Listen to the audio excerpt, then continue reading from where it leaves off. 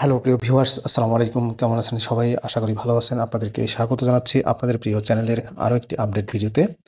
ষষ্ঠ গণবিজ্ঞপ্তির সুপারিশ নিয়ে একটি আপডেট তথ্য শেয়ার করব। আশা করব আপনারা ভিডিওটি কন্টিনিউ করবেন। ষষ্ঠ গণবিজ্ঞপ্তির সুপারিশ নিয়ে যা জানালেন এনটিআরসি এর নতুন চেয়ারম্যান শিরোনামে একটি নিউজ প্রকাশ করেছে দেশের জনপ্রিয় অনলাইন শিক্ষা বিষয়ক পত্রিকা দ্য ডেইলি ক্যাম্পাস.com। চলুন জেনে আসি বিস্তারিত। বেসরকারি শিক্ষা প্রতিষ্ঠানের অর্ধ লাখের বেশি শিক্ষক নিয়োগের সুপারিশ দ্রুত সময়ের মধ্যে করা হবে। আমরা আমাদের কাজ শেষ করেছি, বিষয়টি এখন টেলিটক দেখছে। টেলিটকের কাজ শেষ হওয়ার পরপরই নিয়োগ সুপারিশ করা হবে।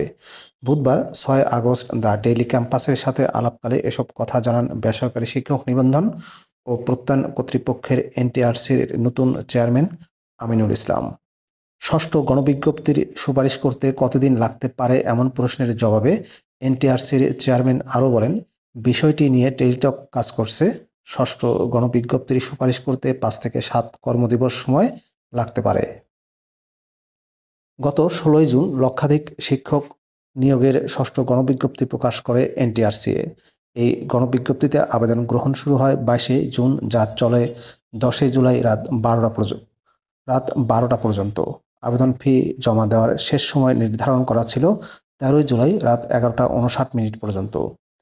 এনটিআরসির সূত্রে জানা গেছে, এই গণবিজ্ঞপ্তিতে 57,000-এর বেশি প্রার্থী আবেদন করেছেন।